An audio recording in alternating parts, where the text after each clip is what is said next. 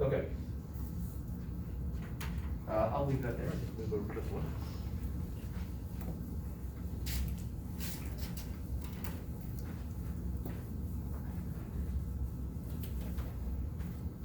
All right, so conservation of momentum, total before equals total afterwards. Total momentum before, total momentum afterwards. Conservation of energy, total energy before equals total energy afterwards. Conservation of widgets, total number of widgets beforehand is total number of widgets afterwards. Conservation of whatever, it's the total before equals the total after. Total, we're dealing with, we're adding stuff up.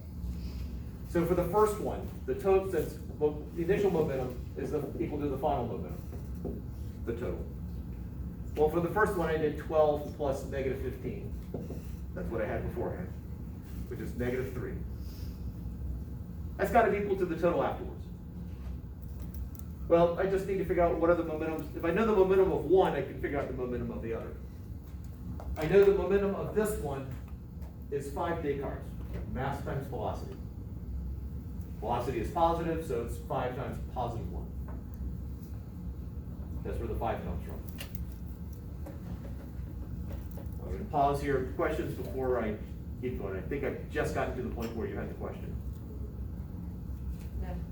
You're good? Okay. So this sum beforehand has to equal to the same sum afterwards. I know this one's 5, so the question is, what is this? So the x, I need some variable. I could have put a p there with, some subscripts, but the math problem is some number plus 5 is going to get me my total of negative 3. That's where this came from. And then to solve for x, since I'm adding here, I need to undo it. I have to subtract 5.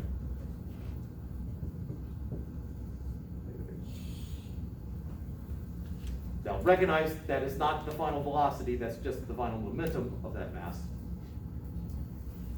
So P to final is negative 8 Descartes, to make it more formal, because who doesn't love the formality of it all? And that's got to be equal to the mass of the 2 kilogram mass times the final velocity of the 2 kilogram mass. And so I know, so that becomes negative 8 is equal to 2 times V. That's the math problem. And so V equals, -4. That was so perfectly in unison, it sounded like a single voice. Negative 4, and then units? Meters per second. Yep.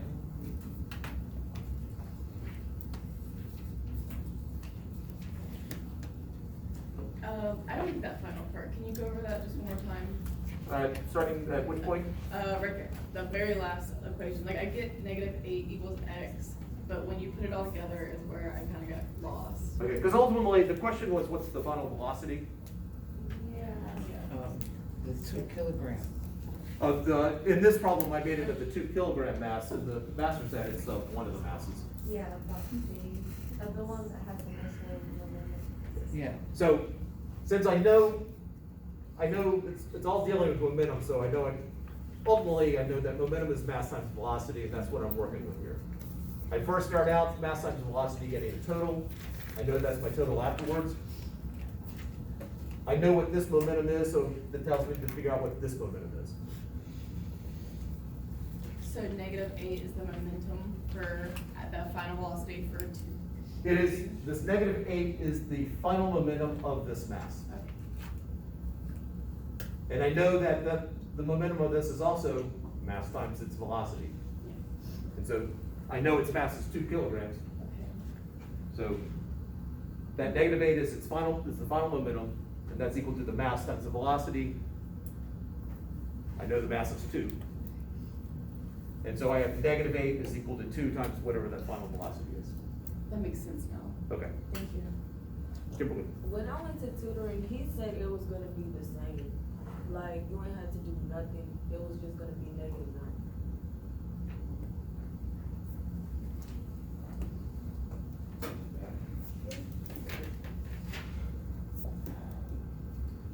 See, see, the original problem, I had a 20 kilogram mass going at 10 meters per second, 30 kilogram going at -5.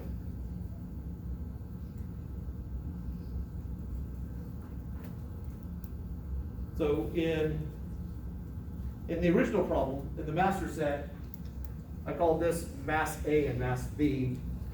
And afterwards, I gave you its velocity after the collision and asked you to find its velocity.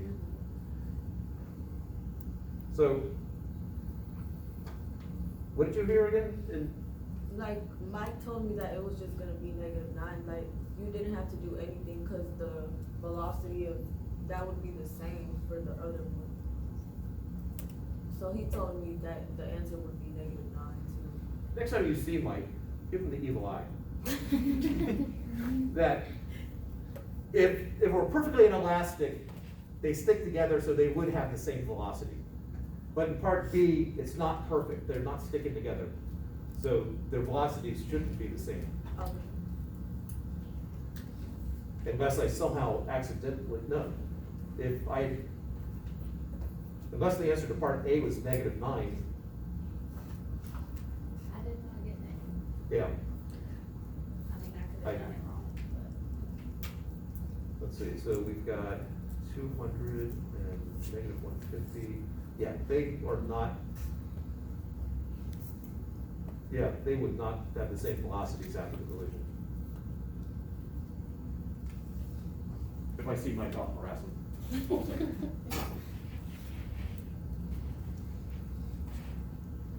Thank you, Isabel. Okay, other questions about this?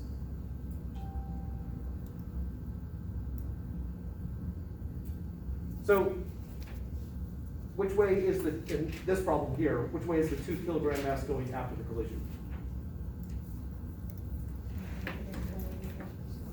So which way is that? To the left. Yeah.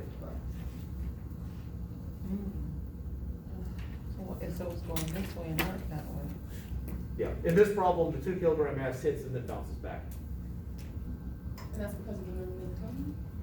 Is that, we know that because of the momentum? Yeah, because or the velocity is negative, and negative velocity means it's going in the negative direction. I was looking at the initial one, not the Oh, final. yeah, no, that,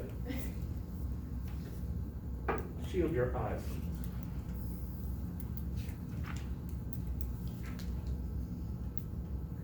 Questions? Video? Is number 3, like if the answer is positive or negative, is that totally dependent on what you choose to be the positive and negative direction? It's the one about like, Two cars are gonna collide, one is traveling north, the other is south, traveling south. So you get to establish what's positive and negative, right? Yeah, so in 3, that was the north and south one? Yeah, so you can put your final answer as in north, say north or south as the direction. Or you can define one of those as a positive or negative direction and then express your answer as a positive or negative. Do not assume that north is positive. You have to tell me. is the stuff from Master Set 6, was that on the first test or will it be on the second test? Master Set 6 was not part of the first test.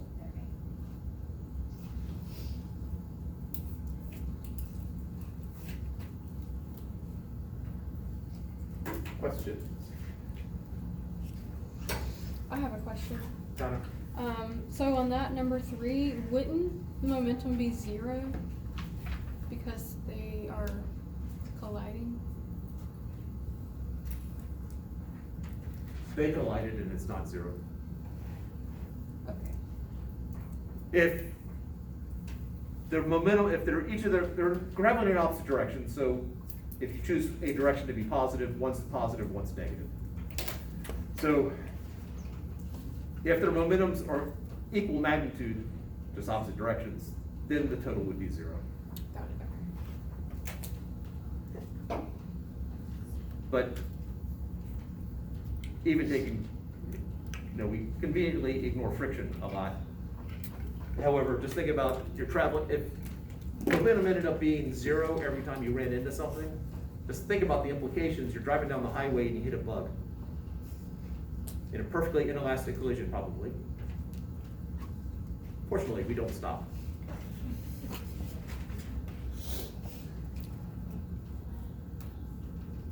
Trying to think if we would have even survived if that were the case.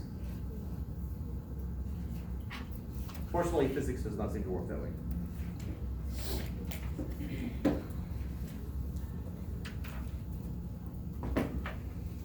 Other questions? Question, so about the master set, are we gonna have a lab today? I am planning to, yes. I didn't see it online to print all. Yeah, I'll print them out.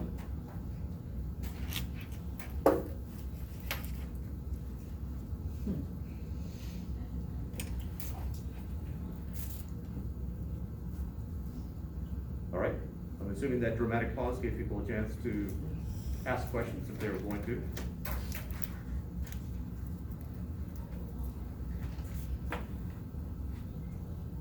Let's talk about energy.